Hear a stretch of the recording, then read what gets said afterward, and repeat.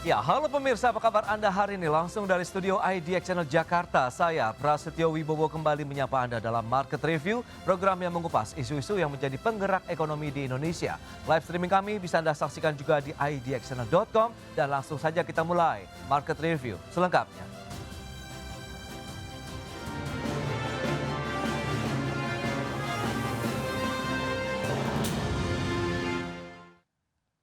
Pemerintah menjamin kelanjutan program stimulus ekonomi di semester 2 tahun ini dan salah satunya adalah di sektor pariwisata. Hal ini guna menjaga kemampuan daya beli dan juga tingkat konsumsi masyarakat hingga akhir tahun 2025.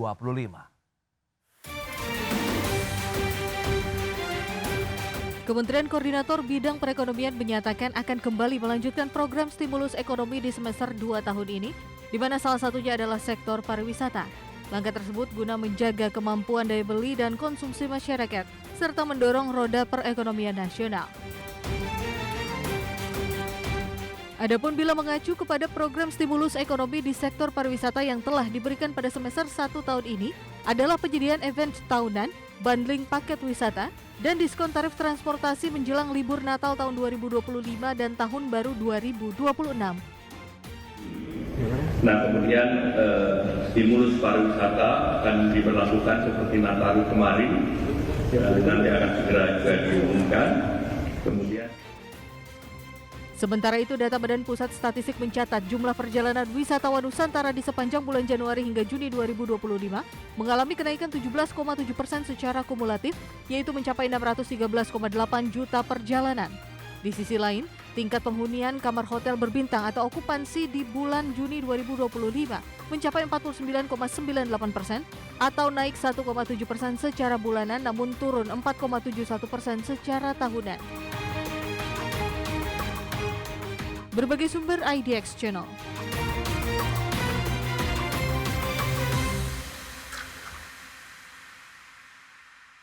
Baik, pemirsa, untuk membahas tema kita kali ini, stimulus lanjutan siap dorong kinerja industri pariwisata. Kita sudah tersambung melalui Zoom bersama dengan Ibu Pauline Suharno, Ketua Umum Asosiasi Travel Agent Indonesia atau Astindo, kemudian juga Bapak Maulana Yusran. Beliau adalah Sekjen Perhimpunan Hotel dan Restoran Indonesia PHRI. Langsung saja kita sapa ini. Halo Bu Pauline, apa kabar?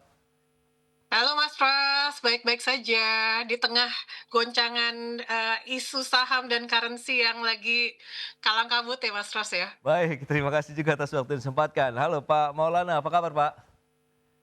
Alhamdulillah baik Mas Pras, apa kabar Mas Pras, Bu Pauline? Kabar baik, terima kasih juga atas waktu yang disempatkan. Sebelum membahas lebih jauh, tadi sudah disampaikan begitu terkait dengan stimulus ya ekonomi untuk sektor pariwisata yang akan dilanjutkan sampai dengan akhir tahun 2025. Seperti biasa kita akan review terlebih dahulu. Update dong Bu Pauline, seperti apa sih dari pandangan Astindo ya terkait dengan industri pariwisata, kemudian juga dari sisi travel agentnya sendiri Bu. Terima kasih Mas Pras. Sebetulnya dari sisi travel agent ini kondisinya sudah agak lebih membaik. Di awal semester kedua ketika blokir-blokir sudah dibuka, kita melihat adanya peningkatan dari penjualan travel agent. Di bulan Juli itu sudah on track sebetulnya. Untuk domestiknya naik 77,77% dibandingkan dengan bulan Juli tahun lalu 2024. Lalu untuk dari sisi penjualan internasional sendiri juga sudah naik 76,67% dibandingkan dengan Juli 2024. Nah, dari tren beberapa kali kalau bulan Juli, bulan Agustus ini kan di Astindo ini dan di beberapa di teman-teman travel agent musimnya pameran, ada maskapai mengadakan pameran, Badan Promosi Pariwisata mengadakan pameran, termasuk kami sendiri Astindo pun juga ada Astindo Travel Fair di akhir Agustus yang lalu. Dari report beberapa pameran ini semuanya hasilnya sangat baik, sudah meningkat dibandingkan dengan semester pertama. Dan di kami pun ketika pameran Astindo Travel Fair 28 sampai 31 Agustus, tanggal 28 Agustus hari pertama itu salesnya sangat bagus sekali, meningkat 30% dibandingkan dengan tahun lalu. Lalu di hari kedua juga masih on track walaupun ada demo dan sebagainya, masih naik 13%, tapi begitu di hari ketiga, hari keempat dengan adanya demonstrasi dan segala macam kerusuhan, tindakan anarkis sehingga mengakibatkan masyarakat takut keluar rumah. Jadi Jadi beberapa pameran kami di beberapa kota ini ada penurunan penjualan. Angkanya di hari ketiga, hari Sabtu itu masih lumayan, cuma minusnya 1 digit, tapi di hari keempat itu sudah minusnya udah 2 digit, Mas Pras. Kurang lebih seperti Oke, itu. oke. Nah ini dari hotel dan restoran sendiri Pak Maulana apakah juga mengalami kondisi yang sama atau bagaimana? Atau justru ya ini terkait dengan kondisi saat ini kemudian tekanan ya global kita juga masih tahu lah masih tetap ada. Lantas bagaimana perjalanan hingga semester kedua ini untuk industri hotel dan restoran Pak? Ya, tadi betul yang disampaikan. Memang di bulan Juni awal awal masuk ke semester 2 itu okupansi hotel itu terjadi peningkatan ya. Karena memang pemerintah sudah mulai melakukan kegiatannya. Namun sekali lagi bahwa peningkatan itu tetap masih jauh di bawah kalau kita bandingkan di tahun 2024. Oke, Karena kalau kita perhatikan ini kalau kita lihat per kuartalnya saja itu sebenarnya di Juli, Agustus, September saja itu kalau kita perhatikan aktivitasnya juga tidak terlalu besar ya Mas ya. Dan itu juga nanti pasti akan tercermin di okupansi itu sendiri. Jadi di sepanjang 2025 ini kalau kita perhatikan, kalau di semester 1 itu sudah dari sisi okupansi kita membacanya sudah minus 3,5% dari sisi okupansi ya di semester 1. Nah ini nanti kita mau lihat nanti di semester 2-nya seperti apa, tapi kalau kita perhatikan di kuartal 3 saja, itu kalau kita perhatikan tuh bisa turunnya sekitar 2-3% juga nantinya, rata-rata, dari sisi okupansi. Ini mungkin juga kita perhatikan bahwa walaupun pemerintah sudah mengatakan sudah mulai melakukan aktivitas di daerah, tapi kekuatan fiskal daerah juga untuk melakukan kegiatan di hotel atau kegiatan oke. aktivitas lainnya, pembangunan infrastruktur dan seterusnya itu juga terbatas, ruangnya sangat kecil. Justru sebenarnya kalau kami perhatikan secara dari tahun ke tahun ya, kegiatan di hotel itu kan bukan hanya sekedar meeting, atau conference yang ada di hotel, tapi juga dilakukan dengan berbagai lintas koordinasi atau pembangunan infrastruktur di daerah yang banyak aktivitas dari pusat bepergian ke daerah dan menginap di hotel. Ini kontribusinya juga cukup turun. Selain itu di sisi lain juga kalau kita perhatikan agenda-agenda MICE internasional juga tidak banyak tahun ini, justru turun ya. Event tuh kecil, kecil sekali ada munculnya event. Jadi kalau kita bandingkan tahun 2024 tuh banyak sekali event-event internasional yang dikontribusikan oleh pemerintah. Tapi sejak efisiensi ini pemerintah justru tidak melakukan, bisa dikatakan tidak melakukan aktivitas tersebut dan itu juga berkontribusi menurunkan dari okupansi atau revenue dari hotel tersebut, Mas Pras. Baik, Saya itu kait kembalikan. aja ya dengan kondisi dari hotel dan restoran berarti tidak jauh berbeda untuk perjalanan masyarakat begitu untuk sektor pariwisata yang kaitannya dengan travel agent kemudian dengan kegiatan MICE sendiri baik di domestik di daerah-daerah begitu karena keterbatasan fiskal di daerah. Kita akan bahas lebih jauh terkait dengan insentif yang akan dilanjutkan untuk sektor pariwisata di semester 2 sampai dengan akhir tahun di segmen berikutnya. Kita akan jeda sebentar Pak Maulana Nusran dan juga Ibu Pauline Suwarno. Baik pemirsa jangan beranjak dari tempat Anda, kami akan segera kembali sesaat lagi.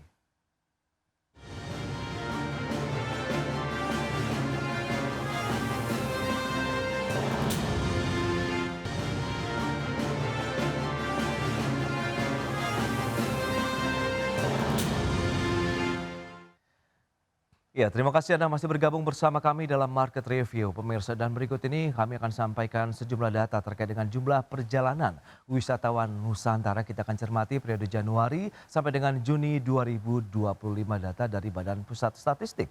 Ya, seperti yang bisa Anda saksikan di layar televisi Anda, kita akan lihat seperti apa sih trennya.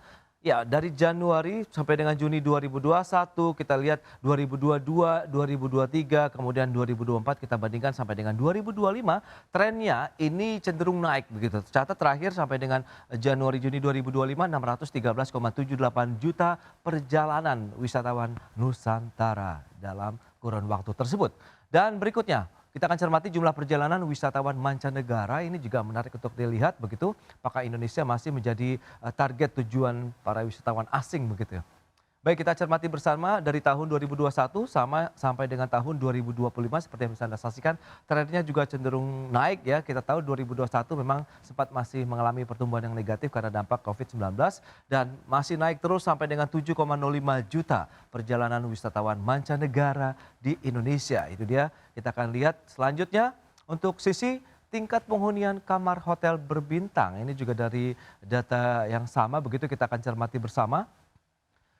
Perbandingannya Juni 2025, 49,98%. Dan kita lihat kalau dilihat dibandingkan dengan bulan sebelumnya atau Mei, 48,28%, berarti ada kenaikan sekitar 1,7% poin begitu secara bulanan. Sementara kalau kita sandingkan dengan Juni 2024 justru mengalami turunan atau ya ini cukup lumayan begitu ya, 7,62% poin year on year untuk pergerakan Juni 2025 sampai dengan Juni 2024 itu perbandingannya. Baik, kita akan lanjutkan kembali data tadi seperti apa sih ya realnya begitu di lapangan bersama dengan Ibu Pauline Suharno, kemudian juga Bapak Maulana Yusran.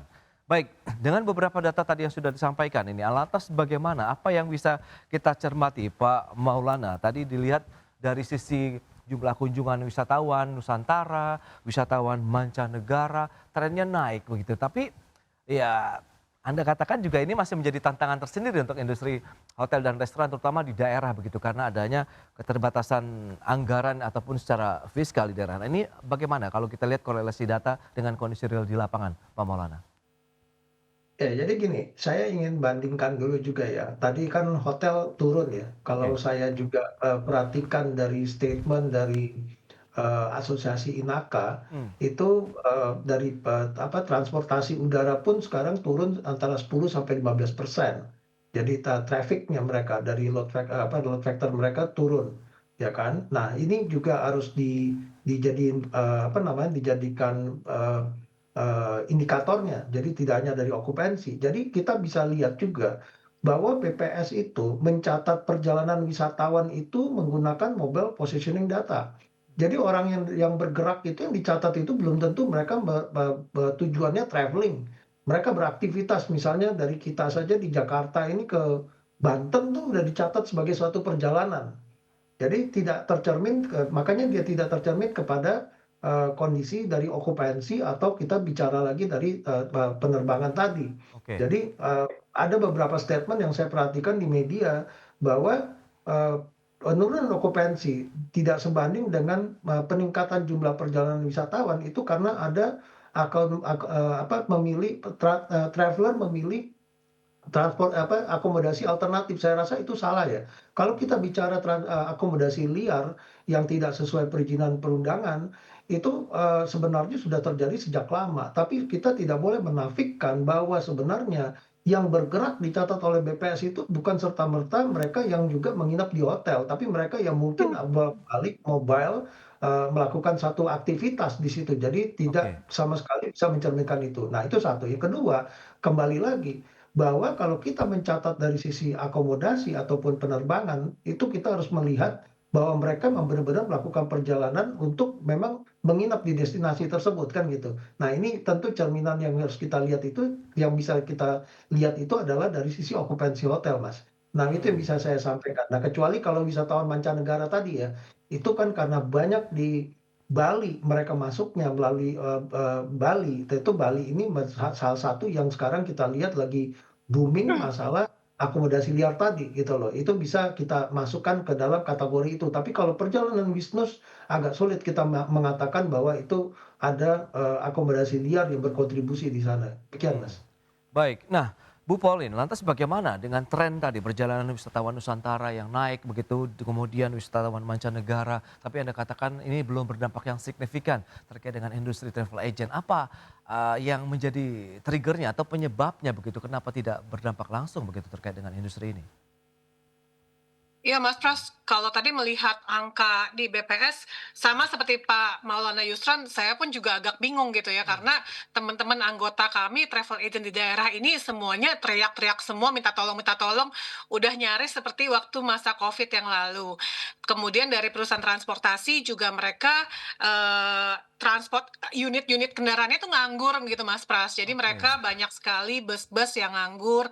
Ya, ada beberapa hal, salah satunya study tour juga pastinya, kemudian Wisnus yang memang tidak menyewa kendaraan high-es, kendaraan van dan bus itu nganggur di sana. Nah, guide juga tidak ada pekerjaan, tour leader tidak ada pekerjaan, sehingga ini kan berarti eee wisatawannya pada kemana nih, menggunakan jasanya siapa gitu kan kurang lebih. Berarti kan mereka tidak memberikan kalau memang betul angkanya BPS itu tadi Wisnu, Swissman dan sebagainya naik, nah mereka kemarin menggunakan jasa siapa? Jika tidak menggunakan jasa kami yang legal, berarti mereka menggunakan jasa-jasa ilegal.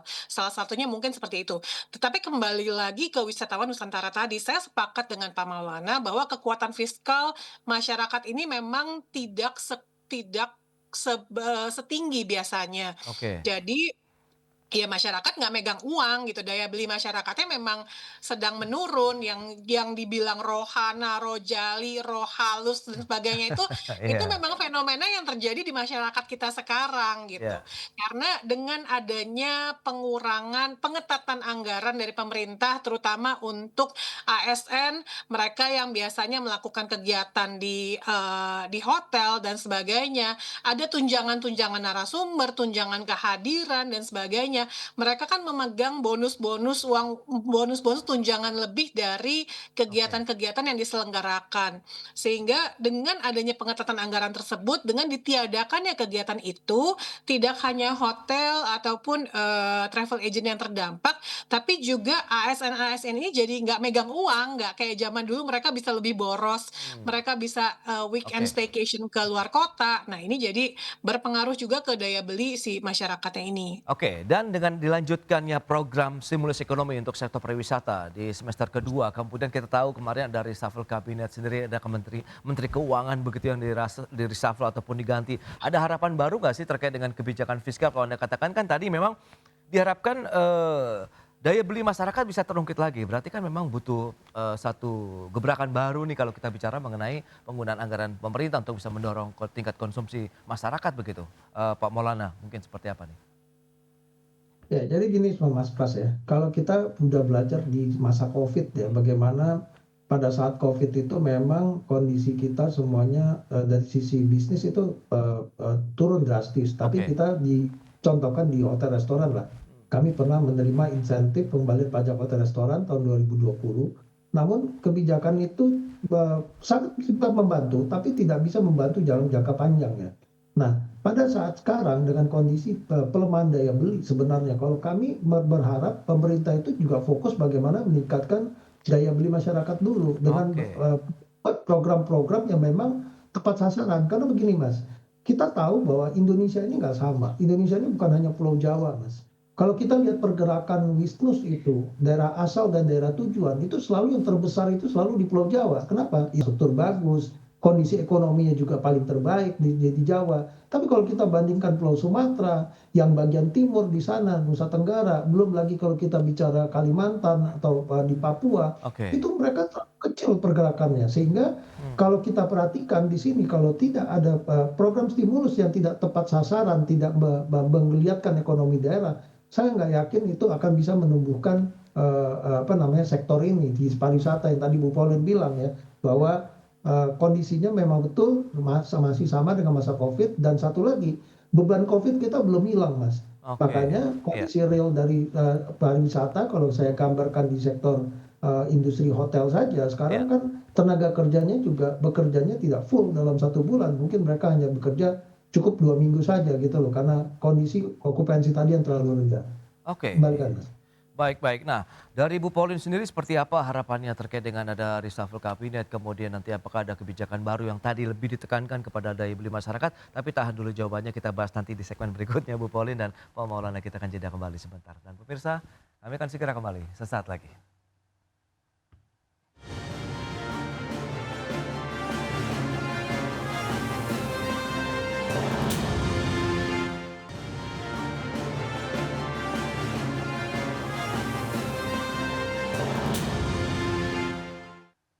Ya, Anda masih menyaksikan Market Review. Kita lanjutkan kembali perbincangan bersama dengan Ibu Pauline Suharno, Ketua Umum Asosiasi Travel Agent Indonesia, kemudian Bapak Maulana Yusran, Sekjen Perhimpunan Hotel dan Restoran Indonesia. Nah, Bu Pauline, lantas bagaimana harapan dari pelaku usaha khususnya Astindo begitu melihat ada pergantian dari sisi Kabinet Merah Putih, kemudian terkait dengan kebijakan-kebijakan fiskal ataupun insentif yang diharapkan bagi pelaku industri, khususnya tadi fokus kepada memperbaiki, meningkatkan daya beli masyarakat terlebih dahulu nih. Silakan Bu.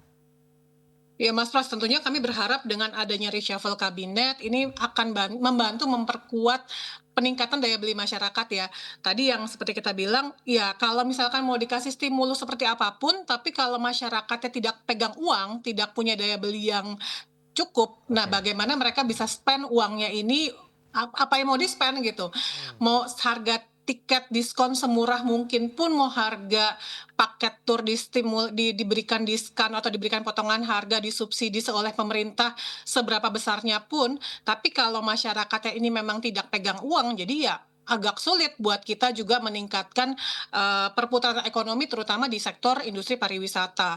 Nah, kembali lagi ke stimulus tadi, stimulus ini kita sudah melihat berkali-kali bagaimana pemerintah berupaya untuk memberikan stimulus menjelang liburan-liburan Nataru, libur Lebaran, libur long weekend dan sebagainya. Dan kembali lagi kami sampaikan kalau mau memberikan stimulus itu jangan dekat-dekat hari, harus jauh-jauh hari sehingga masyarakat pun bisa mempersiapkan jauh-jauh hari. Kita Oke. pun yang punya barang dagangan bisa kita persiapkan juga jauh-jauh hari. Karena trennya sekarang ini masyarakat sudah teredukasi dengan baik, mereka membeli paket perjalanan, memberi tiket perjalanan itu adalah jauh-jauh hari, mundur 3 minggu sampai bahkan 6 bulan sebelumnya. Jadi seperti contoh di pameran kami di bulan Agustus lalu, itu kita sudah bukan lagi menjual tiket atau menjual paket untuk bulan Desember, Mas Pras. Tapi kita malahan sudah mulai menjual untuk yang lebaran tahun depan, untuk liburan sekolah tahun depan, seperti Oke. itu. Jadi agak terlambat kalau stimulus pariwisata baru dikeluarkan atau baru diumumkan say like 2 minggu sebelum acaranya, sebelum kegiatannya. Nah, kemudian kembali lagi untuk meningkatkan wisatawan Nusantara maupun wisatawan mancanegara yang datang atau yang berkunjung ke Indonesia, ke destinasi-destinasi Indonesia, ada kepentingan dari industri pariwisata, bukan cuma di travel agent tapi juga di sektor-sektor lainnya, di sektor hotel, restoran, atraksi, destinasi dan sebagainya. Kita perlu upaya promosi pariwisata yang masif dan ini yang masih belum menjadi prioritas bagi kementerian, sehingga kami mengharapkan dengan adanya reshuffle kabinet, Menteri Keuangan yang baru akan bisa membantu untuk mendorong adanya promosi branding yang masif untuk pariwisata Indonesia. Oke, oke. Nah, dari Pak Maulana sendiri bagaimana Anda melihat momentum yang akan segera kita jelang begitu? Nataru begitu diharapkan ini kan bisa menjadi booster lagi seperti biasa momen tahunan siklikal yang diharapkan bisa menjadi momentum juga untuk sektor pariwisata untuk PHRI sendiri melihat bagaimana? Ya, jadi gini Mas, pertama yang tadi udah disampaikan Bu Pauline ya, yang kita tidak bisa nafikan kalau di sektor pariwisata itu dia kebutuhan sekunder. Jadi pertama yang harus difokuskan itu dulu pertama adalah daya beli. Daya beli masyarakat. Karena daya beli masyarakat itu tidak dinaikkan, tentu sektor pariwisata pasti akan kena imbasnya. Khususnya kalau kita bicara wisatawan domestik ya.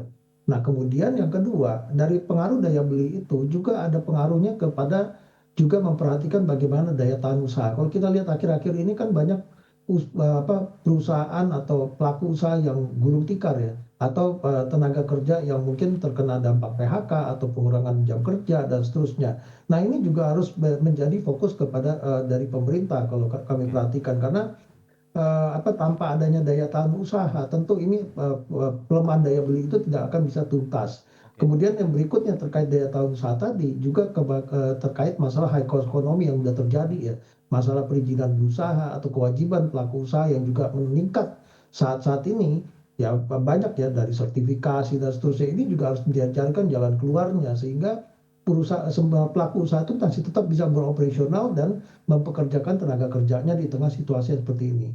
Dan kemudian juga pemerintah harus juga memastikan aktivitas ekonomi di daerah itu berjalan. Hmm. Kita ini punya 500-an kabupaten kota atau 38 provinsi pergerakan bisnis itu ada pergerakan lintas provinsi yang harus dipastikan masing-masing daerah itu aktivitas ekonominya bergerak sehingga daya belinya juga hidup di sana. Bukan hanya kita perhatikan yang di Pulau Jawa saja yang diharapkan menyebar. Ini juga nggak bakalan terjadi. Kita udah lihat waktu Lebaran 2025 yang lalu yang juga pergerakannya ternyata turun ya. Kemudian tidak ada dipastikan tidak ada kenaikan fiskal baik pusat dan daerah. Karena sekarang karena daerah itu kesulitan PAD yang sudah pasti potensinya turun mengingat pajak hotel restoran itu berkontribusi 3 besar dan sekarang karena pajak hotel restoran itu menurut penurunan okupansi udah pasti turun PAD-nya. Mereka mencari potensi fiskal baru. Lihat kemarin isu PBB, belum lagi retribusi dan seterusnya. Nah ini menjadi salah satu PR berat pemerintah di sisa kuartal 4 ini ke depan dengan juga akan memberikan insentif atau stimulus bagi traveler. Tapi kembali lagi saya sampaikan bahwa impact-nya itu akan sangat kecil atau mungkin bisa tidak terlihat jika daya beli masyarakat tidak naik. Nah ini sudah kita buktikan ya beberapa kali cuti bersama, itu tidak ada satu pergerakan peningkatan okupansi yang signifikan, mungkin bisa dikatakan tidak meningkat bahkan. Seperti kemarin juga baru ada long weekend ya, tidak meningkat di samping sisi lain ada demo pada saat itu, tapi beberapa long weekend itu tidak bisa membuktikan bahwa itu terjadi peningkatan okupansi, Mas. Itu dia, berarti memang intinya adalah upaya pemerintah diharapkan begitu bisa meningkatkan lagi daya beli, tingkat konsumsi masyarakat begitu yang bisa menjadi motor penggerak juga nih ya untuk geliat bisnis di sektor pariwisata. Apalagi tadi sudah diharapkan dengan adanya pergantian pemerintah begitu dalam artian di sini adalah Kementeri Keuangan begitu, semoga kebijakan fiskalnya juga lebih tepat sasaran begitu sehingga mampu meningkatkan daya beli masyarakat sendiri. Baik, Pak Maulana, kemudian Ibu Pauline, sayang sekali waktu terbatas. Terima kasih banyak atas informasi, update dan juga insight yang sudah disampaikan kepada pemirsa pada hari ini. Selamat melanjutkan aktivitas Anda kembali. Salam sehat. Sampai berjumpa kembali, Pak. Terima kasih. Terima kasih, Bu Terima Pauline. kasih Mas Pras, sampai ketemu lagi. Thank you Pak Alan. Baik, pemirsa jangan beranjak dari tempat Anda karena sesaat lagi kami masih akan kembali dengan tema menarik lainnya menanti efektivitas reshuffle Kabinet Merah Putih. Market Review segera kembali.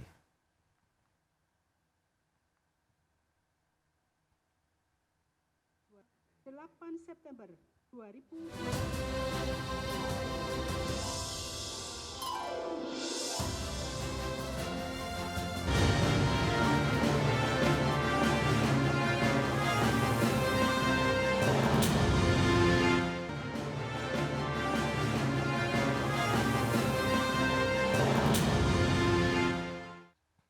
Presiden Prabowo Subianto merombak 5 menteri dalam Kabinet Merah Putih dan melantik Menteri Haji dan Umroh yang merupakan kementerian baru. Perombakan kabinet berdasarkan masukan dan evaluasi yang diterima Presiden Prabowo Subianto terkait dengan pergantian Sri Mulyani.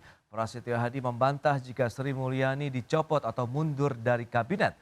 Menurut Prasetyo Hadi, pergantian ini merupakan hak prerogatif Presiden dan meminta publik menghormati keputusan Presiden.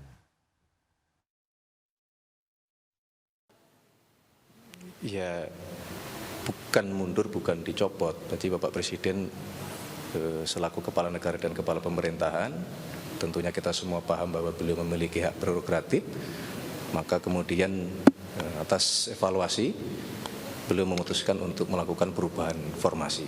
Berarti bukan itu, bismillah apa yang menjadi keputusan Bapak Presiden, kita doakan bersama-sama semoga itu menjadi keputusan yang Baik pemirsa, untuk membahas tema kita kali ini menanti efektivitas reshuffle Kabinet Merah Putih, kita sudah tersambung melalui Zoom bersama dengan Bapak Sarman Simanjorang, Ketua Bidang Hubungan Antar Lembaga Apindo, kemudian Ibu Esther Siastuti, Direktur Eksekutif Indef. Langsung saja kita sapa ini. Halo Pak Sarman, apa kabar Pak?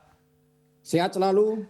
Alhamdulillah baik Mas Pras. Terima kasih juga Bu Esther, terima kasih atas waktu yang disempatkan dan sebelum membahas lebih jauh seperti biasa ini kita akan review terlebih dahulu. Indef melihat bagaimana nih dengan keputusan Presiden Prabowo Subianto untuk melakukan perombakan kabinet begitu khususnya dalam hal pergantian menteri bidang politik kemudian juga ekonomi di sana Bu Esther.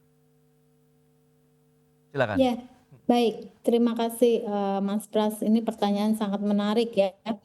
Respon dari pasar itu pada saat gantian Menteri Keuangan bisa dilihat ya dari anjloknya IHSG, kemudian nilai tukar rupiah juga terdepresiasi. Nah ini adalah respon dari pasar yang kita tidak bisa menghalangi ya apakah pasar harus merespon positif atau negatif. Namun setiap political announcement itu biasanya akan berdampak pada pasar gitu ya. Nah, apakah itu positif dan negatif itu tergantung kondisi dan siapa yang ditunjuk gitu ya, yang menggantikan. Nah, namun saat ini pergantian Menteri Keuangan dari Ibu Sri Mulyani ya, dan menjadi pasar ini bereaksi negatif gitu ya. Nah, kita melihat bahwa sosok dari Menteri Keuangan Ibu Sri Mulyani memang sudah melakukan ya mengabdi sebanyak 3 periode ya. 3 periode presiden 3 kali ganti gitu ya. Nah, tentunya kebijakan-kebijakannya itu kita bisa prediksi. Namun saat ini dengan digantinya Direktur LPS diangkat menjadi Menteri Keuangan itu juga menimbulkan ya apakah Bapak Menteri Keuangan ini bisa menjadi panutan atau punya network dan kredibilitas serta capacity ya seperti yang Menteri Keuangan sebelumnya. Baik, Sir. Nah, kalau Pak Sarman sendiri menilai bagaimana Apindo terkait dengan reshuffle kabinet yang terjadi belakangan ini, atau kita lihat kemarin sudah ada reshuffle untuk Menteri Keuangan begitu di sana? Ya, tentu memang kalau kita lihat bahwa reshuffle ini kan merupakan hak prerogatif presiden. Ya. Nah, adanya reshuffle kali ini tentu ini merupakan evaluasi terhadap kinerja Kabinet Merah Putih selama 10 bulan. Ya, di mana sesuai dengan kebutuhan Bapak Presiden perlu dilakukan reshuffle ya dalam rangka untuk meningkatkan produktivitas kinerja daripada Kabinet Merah Putih dalam hal ini. Nah, kita lihat misalnya katakanlah seperti Menko Polkam misalnya. Nah, tentu pasti ada hubungannya dengan kejadian baru-baru ini supaya ke depan bagaimana supaya Indonesia lebih kondusif misalnya. Kemudian Menteri Keuangan. Nah, ini Menteri Keuangan ini kan agak menarik nih. Tadi disampaikan oleh Bu Esther bahwa kemarin sempat terkoreksi ya ISG kita, tapi syukur banget pagi ini kelihatannya mulai menguat. Berarti tingkat kepercayaan pasar itu positif, merespon positif. Nah, kalau kita lihat lagi Menteri Koperasi misalnya. Menteri Koperasi ini kan punya target bagaimana supaya 80.000 koperasi ini tentu akan segera terwujud. Ya, kemudian juga Menteri Urusan Haji, kita tahu setiap tahun kita memberangkatkan hampir 220.000 haji ya. Ya, tentu ini juga merupakan salah satu bagian daripada pelayanan pemerintah. Kemudian juga Menteri Perlindungan Pekerja. Kita tahu juga Menteri Perlindungan Pekerja Imigran ini kita punya kekuatan 5,2 juta ya tenaga kerja kita yang ada di luar negeri. Saya rasa ya ini hal yang positif ya dilakukan oleh Presiden, dan saya sangat yakin bahwa reshuffle kabinet kali ini tidak berhenti di sini gitu loh. Tentu akan dilakukan evaluasi lagi nanti terhadap menteri-menteri yang lain ya, karena bagaimanapun tantangan kita ke depan ini kan semakin berat ya dalam kondisi ekonomi kita saat ini, terutama juga kondisi ekonomi global yang tidak menentu ya. Sangat diharapkan soliditas kabinet yang kuat, yang kreatif ya, dan katakanlah mampu melakukan koordinasi dengan baik, ambil kebijakan yang tepat sasaran, sehingga kita harapkan target-target pemerintah terutama ya pertumbuhan ekonomi kita di 8% dalam 4 tahun ke depan itu suatu tantangan yang sangat-sangat harus bisa diwujudkan dalam hal ini. Demikian. Baik, nah lantas dari pelaku usaha sendiri melihat apa yang harus akan menjadi prioritas baru begitu kalau kita lihat perencanaan tugas menteri-menteri baru yang bertugas begitu, Apindo sendiri melihat, dan mungkin ada harapan di sana begitu Pak Sarman?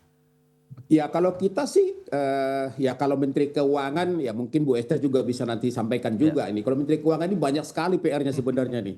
Ya kan? Ya misalnya ya bagaimana menjaga kesinambungan fiskal kita sekaligus menegakkan disiplin kebijakan misalnya. Kemudian juga kita tahu bahwa RAPBN kita kan di 2026 itu sudah dibahas ya, sudah menetapkan defisit kalau nggak salah 2,4% dari produk PDB kita atau sekitar 639 triliun. Dan ini kan sudah menjadi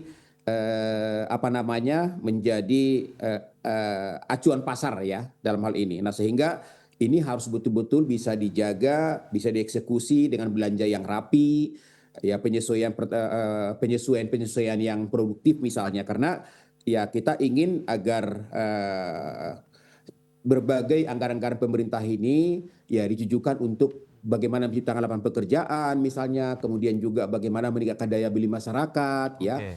Kami juga dari pelaku usaha misalnya masalah pajak misalnya. Pajak itu jangan menambah beban kelas menengah, tapi bagaimana memperkuat basis pajak dan kepatuhan misalnya. Jadi ya banyak PR yang kalau Menteri Keuangan kalau kita jabarkan ya dalam hal ini. Baik. Tapi yang jelas kalau Menteri Koperasi ya tentu yang tadi itu bagaimana program strategis pemerintah ini bisa diwujudkan karena tujuannya adalah koperasi ini nantinya akan mampu menggerakkan ekonomi dari daerah, mampu menggerakkan ekonomi di desa sehingga diharapkan juga produktivitas ekonomi makin baik di daerah dan itu juga akan bisa memberikan kontribusi terhadap pertumbuhan ekonomi nasional. Baik, Pak Sarman. Nah, kalau Bu Esther sendiri melihat bagaimana begitu nanti tugas-tugas apa yang akan diprioritaskan kalau tadi untuk menjaga stabilitas dari sisi ekonomi kita, kemudian fiskal kita, kemudian keuangan negara, sehingga bisa menjaga juga nih laju pertumbuhan ekonomi dan geliat sektor industri di tanah air, Bu Esther. Ya, terima kasih Mas Bras. Pertanyaan ini sangat krusial ya. Memang kita lihat bahwa utang jatuh tempo pada tahun 2025 ini itu totalnya sebesar 1.300 triliun rupiah gitu ya. Nah, kurang lebih besar itu. Nah, kemudian kita tahu juga bahwa backbone dari APBN ini diperoleh dari pajak, cukai ya. Nah, dan utang gitu ya. Jadi ke depan Menteri Keuangan Pak Purubaya ini harus ya memikirkan bagaimana ini bisa membayar utang dengan tepat waktu ya. Kemudian tidak membebani rakyat dengan kenaikan pajak dan kenaikan cukai yang sangat besar. Nah, di sisi lain program-program pemerintah ini juga harus jalan. Karena kita tahu bahwa Presiden Prabowo ini punya banyak program yang sangat luar biasa dengan pendanaan yang tidak kecil ya. Sehingga di sini seorang Menteri Keuangan harus mengatur itu semua. Bagaimana program-program itu bisa berjalan dengan baik sehingga bisa job creation lebih banyak, investasi lebih banyak, pengangguran berkurang, kapasitas ekonomi meningkat, tetapi di sisi lain juga tidak membebani rakyat. Nah, kedepannya kebijakan fiskal perlu adanya beberapa stimulus ya buat ekonomi, karena saat ini kondisi ekonomi ini relatif sedang melambat gitu, sehingga kebijakan fiskal maupun moneter nantinya itu harus bersifat ekspansif, yang artinya mendorong agar ekonomi ini, aktivitas ekonomi lebih bergeliat gitu Mas. Baik, berarti harus ada sinergi. Nah, sinergi kita seperti apa yang diharapkan begitu kita bahas nanti di segmen berikutnya, Bu Esther dan juga Pak Sarman. Kita akan jeda sebentar ya. Dan pemirsa, kami akan segera kembali usai pariwara berikut ini.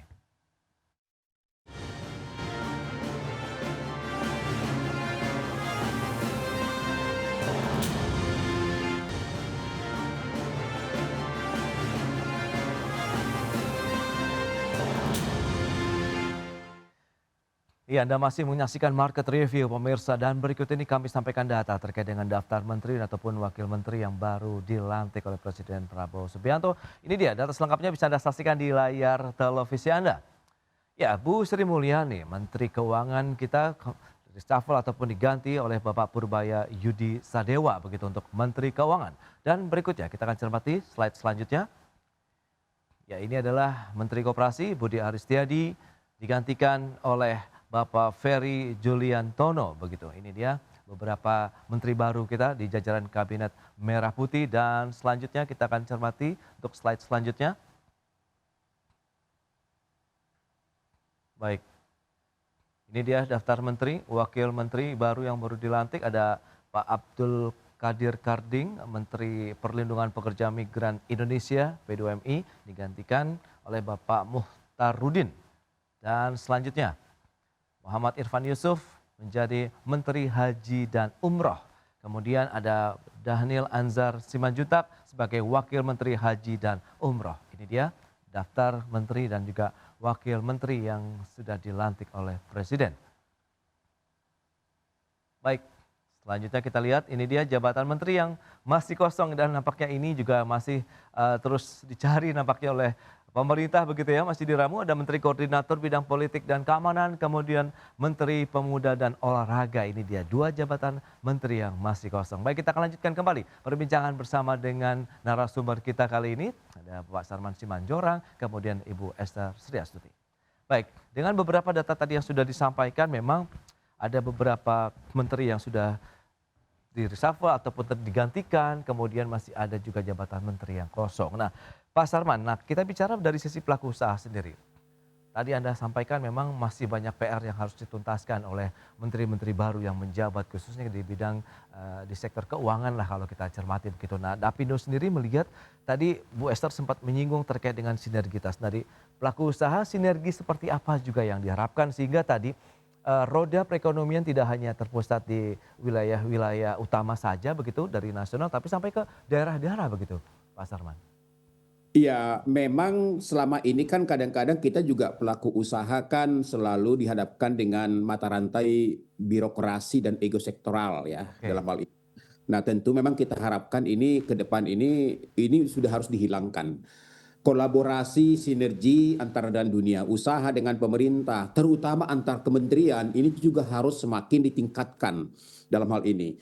Ya, katakanlah misalnya kalau kita bicara Kementerian Keuangan. Menteri Keuangan ini kan merupakan posisi yang strategis dalam ekonomi kita karena yang akan mengelola, yang juga akan memiliki target pendapatan, pengeluaran, dan juga menjaga stabilitas moneter dan fiskal kita dalam hal ini. Nah, sehingga memang komunikasi, koordinasi dengan lembaga-lembaga terkait itu harus semakin insentifkan. Katakanlah misalnya dengan Kementerian Keuangan, dengan Bank Indonesia, dengan OJK, kemudian juga lembaga yang baru saat ini dan antara misalnya, supaya dalam mengambil kebijakan-kebijakan itu adalah kebijakan-kebijakan yang mampu meningkatkan produktivitas perekonomian kita dan juga mampu memberikan kebijakan yang pro bisnis dan pro dunia usaha. Itu satu. Kemudian yang kedua, saya rasa berbagai kebijakan-kebijakan yang saat ini sudah ada itu harus diteruskan sambil dilakukan evaluasi. Ya, karena kita juga tidak ingin misalnya pemerintah itu membuat satu kebijakan itu yang terburu-buru gitu atau mungkinlah mendadak-mendadak. Nah, tentu ini harus dilakukan suatu kajian dan evaluasi yang efektif sehingga kebijakan-kebijakan yang dikeluarkan itu akan sangat-sangat produktif dalam implementasinya di lapangan. Baik. Saya kira demikian. Oke. Nah, Indef sendiri melihat bagaimana Bu Esther tadi sempat tertunda kalau kita bicara mengenai sinergitas. Nah, ini dia kalau tadi sudah disampaikan Pak Sarman, ego sektoral harus segera disingkirkan. Indef sendiri melihat bagaimana? Ya, senada dengan Pak Sarman tadi memang ego sektoral antar kementerian ini memang harus diminimalkan ya. Kalau disingkirkan kayaknya masih susah ya. Oke. Sehingga kalau itu bisa diminimalkan, ya saya yakin ya segala masalah itu akan bisa ada solusinya gitu ya. Nah, karena beberapa yang saya ketahui ya bahwa misalnya ketika ada investor mau datang, ini tupoksinya kementerian mana nih? Sebenarnya kan tidak hanya tupoksi dari Kementerian Investasi ya, BKPM, tetapi juga tupoksi dari Kementerian Keuangan yang mungkin menerbitkan insentif-insentif ya, melalui insentif fiskal maupun non fiskal. Kemudian tupoksi juga dari Kementerian Tenaga Kerja ya. Bagaimana membuat iklim investasi itu bisa ramah terhadap job creation, kemudian bagaimana membuat tenaga kerja itu upahnya tidak naik tapi daya belinya tidak turun juga gitu ya. Dan berbagai hambatan lain yang kalau itu bisa terjadi dan bisa diselesaikan dengan koordinasi dan minimalkan ego sektoral gitu Mas. Ya, permasalahan yang mungkin kalau kita cermati belakangan ini adalah daya beli masyarakat. Nah, ini kita lihat butuh kebijakan yang seperti apa untuk bisa meningkatkan daya beli? Karena kita tahu tingkat konsumsi masyarakat kan menjadi salah satu penopang juga nih untuk pertumbuhan ekonomi nasional kita, Bu Esther. Ya, untuk bisa meningkatkan daya beli adalah salah satunya ya, pertama harus mengendalikan harga. Stabilitas harga ini harus dilakukan gitu. Nah, kenapa? Kalau harganya itu stabil, maka kenaikan upah per tahun itu bisa mengcover kenaikan harga atau kenaikan inflasi gitu. Nah, itu yang harus dilakukan. Jadi stabilitas harga.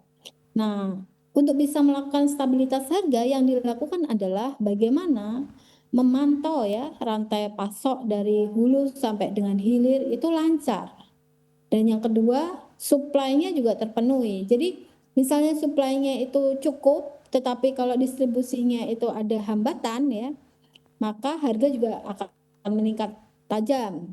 Nah, kalau distribusinya lancar tapi supply-nya tidak terpenuhi, maka juga akan ada kemungkinan ada kenaikan harga. Jadi itu yang harus menjadi concern dari pemerintah. Oke, itu dia dari sisi fiskal juga yang harus diperhatikan. Nah, dari pelaku usaha lagi nih, Pak Salman. Lantas kita bicara mengenai insentif. Nah, dari dunia usaha sendiri masih butuh boost tidak sih untuk bisa menggeliatkan lagi begitu aktivitas produksi manufaktur kita, mungkin juga yang industri padat karya yang menyerap banyak tenaga kerja di Indonesia, Pak Sarman? Oh iya, itu pasti. Itu pasti. Jadi artinya gini, bahwa berbagai stimulus-stimulus yang akan diberikan kepada atau insentif yang akan diberikan kepada pengusaha bukan hanya melulu masalah pajak misalnya dalam hal ini, tapi juga banyak sektor-sektor pengusaha-pengusaha yang lain yang membutuhkan negara harus hadir gitu loh, apalagi dengan tantangan seperti ini. Tapi memang bahwa masing-masing sektor itu memiliki kebutuhan masing-masing.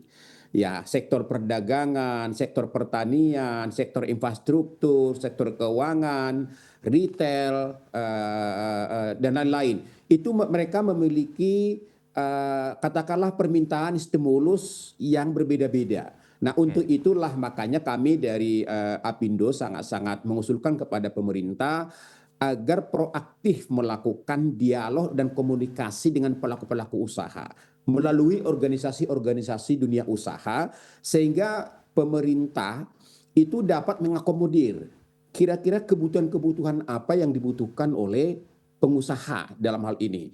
Insentif apa yang tepat? Yang tujuannya pertama supaya produktivitas daripada pengusaha berbagai sektor usaha itu tetap berjalan efektif dengan baik.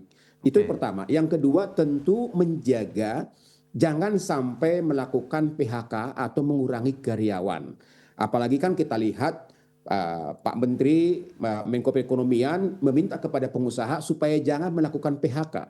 Bagi kami pengusaha itu, PHK itu kan sudah alternatif terakhir dalam hal ini. Kami juga tidak akan mau dong memphk karyawan kami. Tapi kalau pada posisi itu sudah merupakan keputusan terakhir, kami harus lakukan. Nah, di tengah-tengah seperti ini, negara harus hadir berkomunikasi dengan pengusaha. Apa yang harus kita berikan? Insentif apa yang harus kita berikan? Contoh misalnya nih, baru-baru ini kita mendengar ada sebuah perusahaan rokok besar di Indonesia. Itu melakukan PHK besar-besaran. Ya, kita dapat info, katakanlah salah satu faktornya adalah kenaikan bea cukai, bea cukainya. Ini kan harus dievaluasi gitu loh. Kalau memang itu menjadi salah satu faktor, ya pemerintah harus hadir mengevaluasi itu. Karena apa? Kita lihat kan ekonomi kita saat ini kan juga sedang tidak baik-baik saja. Ya, angka pengangguran semakin naik, tapi kalau nanti angka PHK juga semakin besar, ini juga akan menjadi beban sosial negara. Jadi saya rasa memang ini saatnya agar pemerintah lebih proaktif, apalagi dengan Menteri Keuangan yang baru, kita sangat berharap adanya terobosan-terobosan yang mampu mendorong bagaimana supaya para pengusaha-pengusaha itu lebih mampu bertahan, lebih produktif, dan mampu menyediakan lapangan pekerjaan. Gitu. Oke. Berarti memang kebijakan fiskal moneter ini yang harus saling bersinergi juga begitu untuk bisa menjaga roda perekonomian Indonesia baik dari sisi produksi kemudian daya beli masyarakat begitu, dan kita akan nantikan seperti apa kiprahnya, kita akan tunggu, mungkin nanti kita ketemu lagi untuk membahas hal yang sama begitu ya Bu Esther dan Pak Sarman. Sayang sekali waktu terbatas ini. Terima kasih banyak atas informasi, update dan juga insight yang sudah disampaikan kepada pemirsa pada hari ini. Selamat melanjutkan aktivitas Anda kembali. Salam sehat, sampai berjumpa kembali Bu Esther, Pak Sarman. Terima kasih. Terima kasih. Terima kasih Bu Esther. Baik pemirsa, 1 jam sudah saya menemani Anda dalam Market Review dan perbaharui terus informasi Anda hanya di IDX Channel, your trustworthy and comprehensive investment reference. Karena urusan masa depan harus terdepan. Aku investor saham. Saya Prasetyo Wibowo beserta seluruh kerabat kerja yang bertugas pamit undur diri. Terima kasih, sampai jumpa.